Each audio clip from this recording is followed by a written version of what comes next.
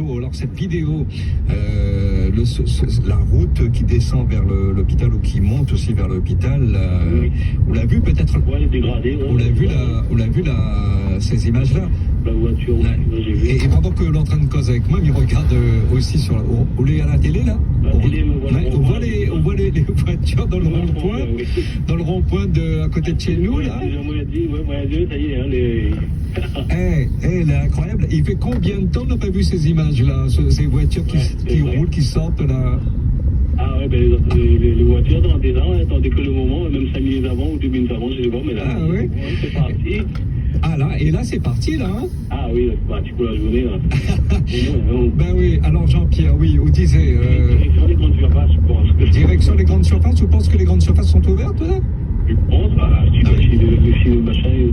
Bon, peut-être pas encore parce que les employés peut-être ne peuvent pas arriver, mais ça ne serait tardé. Hein. Ouais. Jean-Pierre, oui, ces photos, ces vidéos devant l'hôpital de Belle-Pierre, on a vu ça, cette descente d'eau là, c'est... Oui, c'était la ravine, dans les biens. On a beau chercher dans les souvenirs, il ne rappelle pas d'avoir vu ça. Non. Sur cette route-là, hein, surtout. Hein. Je pense la première fois. Le problème, c'est qu'il peut y avoir plusieurs fois après, parce que comment s'il ne règle pas le problème de canalisation, tout ça, ou des déboucheurs, des égouts, tout ça, mais ce sera la même chose plus tard. Hein. Saint-Denis a beaucoup souffert avec le passage de Garance. On a vu la situation du côté du Butor, à Champfleury, vers le boulevard de l'Océan, même dans les Hauts, à Saint-Denis, Saint-François, le Brûlé, Belle-Pierre, les secteurs comme la Bretagne aussi, la bien souffert, la montagne, faut pas oublier la montagne, oui, bien sûr. Effectivement, tous les quartiers, elle a été touchée. Tous les quartiers sans exception. On a un message, Jean-Pierre? Oui, mon problème, c'est quoi? Comme on a quelques branches sont tombées de la cour, les bananiers, tout ça est tombé.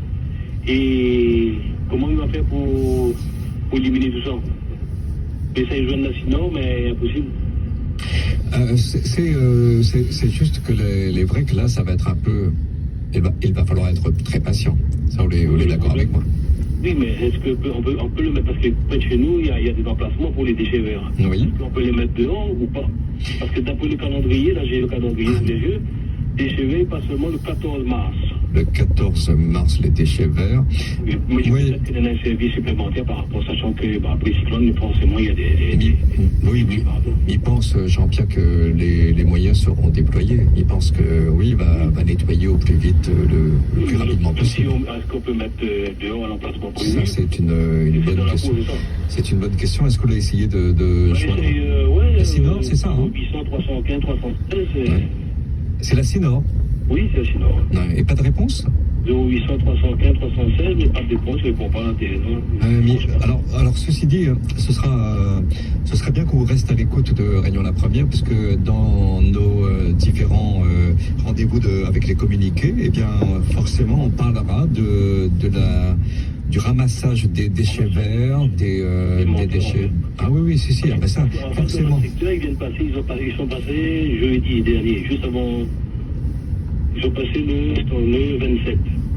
27 février. Et tout ça, c'est le sur les communes de la Sinor, quand nous l'est en été austral, je crois que la collecte, le ramassage des déchets verts, c'est deux fois dans le mois, hein, c'est ça? Oui. Ouais. Mais là, il était passé le 13 et le 27. Ils feront le prochain sur le 14 et le 29 mars. Ils feront le nécessaire, Jean-Pierre. D'accord. Oui, si. On reste à l'écoute de Réunion la Première, oui. et puis de la télé. Donc, on veut dire tout à l'heure, dans un instant, nous verra la voiture de Jean-Pierre passer dans le rond-point à côté de chez nous, à Réunion la Première. Peut-être pas tout à l'heure, mais dans l'après-midi, c'est sûr. Quelle couleur l'auto il est? Gris, peut-être. Bon, nous va repérer la voiture grise. Voilà, et sous qu'elle lève le bras quand on est au volant, pour faire nous un salut. Merci Jean-Pierre. Merci, à bientôt. Nous sommes sur Plateau Caillou. Ricky, bonjour. Oui, bonjour. Bonjour à tout le monde. On a une info à demander? Oui, c'est ça. Déjà, j'espère que tous les Réunionnais sont bien, même si la difficulté est assez énorme, hein, terrible comme situation pour tout le monde. Est-ce que vous allez bien, vous, déjà? Bah écoutez, nous on a la chance là en tout cas là où je suis, le soleil est là, le soleil est présent à Plateau et il n'y a pas eu trop de dégâts pour tout ce qui est voiture ou inondation. Donc pour moi tout va bien. Tout va bien dans votre entourage, la famille aussi? La famille va très bien, ils sont sur le lit ou se préparent pour sortir, donc ça va bien. Bon, alors votre message, quel est-il? Oui. Alors le message c'est que j'entends là depuis quelques jours qu'il y a beaucoup de foyers, notamment qui manquent d'électricité ou manquent d'eau, et il y a des besoins assez urgents pour tout ce qui est notamment la communauté. Je trouve que c'est un moyen qui fonctionne très bien, de créer des petites communautés, des associations ou en tout cas des lieux de rencontre. Et j'ai une expertise sur ça pour en tout cas aider à créer des petits réseaux. Et je voulais avoir l'information notamment des lieux où il y a du mal à avoir de l'eau ou d'électricité pour commencer à créer ces réseaux. Moi j'ai la chance là d'avoir la voiture et pouvoir me déplacer un peu, en tout cas sur les lieux où on peut. Donc c'était l'info principalement que je voulais avoir. Alors, est-ce qu'on a cette information? Alors, c'est sur les endroits des endroits où on a du mal à se connecter? Notamment ceux qui n'ont pas d'électricité, ceux qui n'ont pas d'eau. Je pense que ce sont les quartiers les plus prioritaires. Bon, après, évidemment, là où je pourrais ensuite accéder, ça je le verrai de mon côté. Mais déjà, avoir l'information sur ce genre de quartier. Alors ça, je pense que... Alors, vous êtes dans le secteur de Plateau-Caillou, peut-être se rapprocher de la mairie de Saint-Paul, non? Oui, évidemment, je fais aussi de mon côté les démarches pour voir à côté, mais je me dis aussi la radio, comme c'est le moyen de contact le plus évident pour les habitants, et j'ai envie de passer aussi sur du direct, donc notamment des personnes qui viennent sur la radio, s'il y a des endroits où il y a des difficultés, je pense que ça fonctionne aussi très bien. Oui, alors du coup, c'est quoi? Vous souhaitez laisser un message? Déjà laisser un message pour dire s'il y a des quartiers qui ont besoin de ce genre de choses, de créer des petites communautés. Le message est lancé, je vais essayer de passer là où je peux et aussi avoir du coup cette information. Évidemment, je suis tout seul, donc ça prend beaucoup de temps. Oui, ça va être un Au travail. moins commencer à lancer l'initiative. Je pense que ça vient avant tout de nous. On peut attendre aussi aux mairies et préfectures et les services de nous aider, mais je pense que si déjà nous, en tant qu'habitants, on peut s'y mettre et commencer à lancer ce travail, ça peut être super. Donc vous prenez les devants. C'est ça, c'est l'idée. Alors comment on fait alors comment on opère les choses? Vous laissez votre numéro de téléphone? Oui, je peux laisser mon numéro de téléphone, c'est possible. D'accord. Alors vous allez laisser votre numéro avec Magali au standard de la première, et puis ceux qui sont intéressés pour avoir vos coordonnées, pourront appeler Magali, d'accord? Ok, parfait. Merci Ricky. Bonne journée à vous et bon courage à tout le monde. Merci, à très bientôt. Alors, ce communiqué, puisque ça y est, l'alerte rouge est levée depuis 10 heures, avec la réouverture du trafic commercial, et là on parle de l'aéroport Roland-Garros. Eh bien, ce sera aujourd'hui avec un premier vol à 21h, et pour permettre les opérations d'enregistrement des passagers, l'aéroport sera ouvert à partir de 18h30, pas avant, donc ça ne sert à rien de partir avant. 18h30, réouverture de l'aéroport Roland-Garros. Les agences des compagnies aériennes basées à l'aéroport ne seront pas ouvertes avant 18h30 également.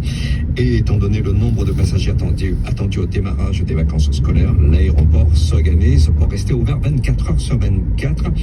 Et sinon, vous pouvez aussi avoir les horaires qui ont été réactualisés concernant les horaires de vol, les nouveaux horaires. Eh bien, vous avez le site internet de l'aéroport www.réunion.aéroport.fr, ou alors vous composez le numéro du répondeur concernant les vols au 02 62 28 16 16 28 02 62 28 16 16. Nous sommes au tampon. Teddy, bonjour. Bonjour Claude. Bonjour Teddy. Je suis un des interprètes du journal de Réunion La Première. Un des interprètes du journal de Réunion La Première. Oui, le journal du 19h. Qui c'est traduit en langue des signes. Oh, ah oui, d'accord, Teddy. Oui, Voilà. oui, Teddy. Comment ça va? Ouais, ça va. Ouais. Franchement, au tampon, j'ai l'impression que nous n'avons pas vivre le même cyclone qu'ailleurs. Parce que nous n'avons vraiment pas eu grand-chose. En tout cas, moi, au Saint-Milé, sur le bas du tampon, un peu de pluie, un peu de vent. Et comme il voit les images à la télé, c'est vrai qu'on a l'impression que nous n'étions pas sur la même île.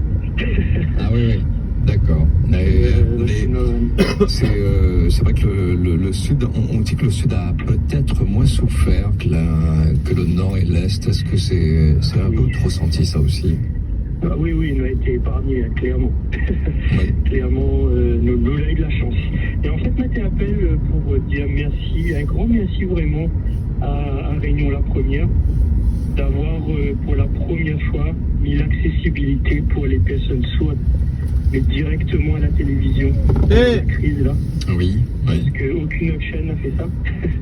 Et c'était la seule chaîne là qui était accessible véritablement en langue des signes pour les sourds, parce que les sourds malheureusement n'ont pas d'autres moyens d'accéder parfois à l'information, même par les réseaux sociaux, etc. Et là, c'était la première fois cette année où on avait une interprète qui traduisait tous les points du préfet et tout ça. Et vraiment, il tenait à dire un grand merci, vraiment à Réunion la Première. Oui, on a eu votre. Alors, vous la connaissez, la personne qui était aussi à la télé, qui traduisait Oui, c'est vous la ma connaissez. collègue. Alors, elle s'appelle comment? Aurélie Cani. Aurélie, moi je l'ai croisée, mais vite fait comme ça, dans les couloirs de Réunion la Première. Et après, j'ai dit, mais oui, mais c'est celle qui fait la traduction en langage des signes. Et c'était très, très important. Et franchement, merci à elle d'avoir été là. Et c'est vrai que dans des moments comme ça, c'est important aussi de faire cette traduction. C'est super important. Et ce que je regrette, moi, c'est que la préfecture n'y ait pas pensé l'année dernière pour Bellal. Ils n'avaient pas forcément pensé. On est monté un peu au créneau après le passage du cyclone. Ils devaient le faire pour les prochaines tempêtes ou cyclones. Ça n'a pas été fait. Et c'est pour ça que je tire mon chapeau à Réunion la Première, parce que Réunion la Première a réagi et a permis au moins pendant cette crise que les sourds aient accès à l'information directement en allumant leur télévision. Et rien que pour ça, je tiens un grand chapeau à Réunion la Première. Il y a ma collègue aussi qui a été mobilisée. Après, alors merci pour ces mots, ça nous touche. Et merci à vous surtout. C'est surtout à vous qu'il faudrait remercier, vous et votre équipe. C'est très important.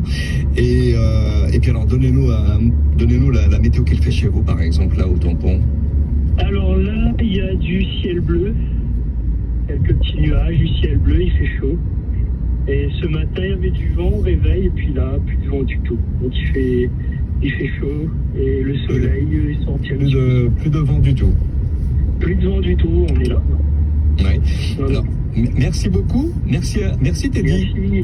Merci Claude et bon courage. Bonne journée à vous. Merci. Merci beaucoup. Merci à vous.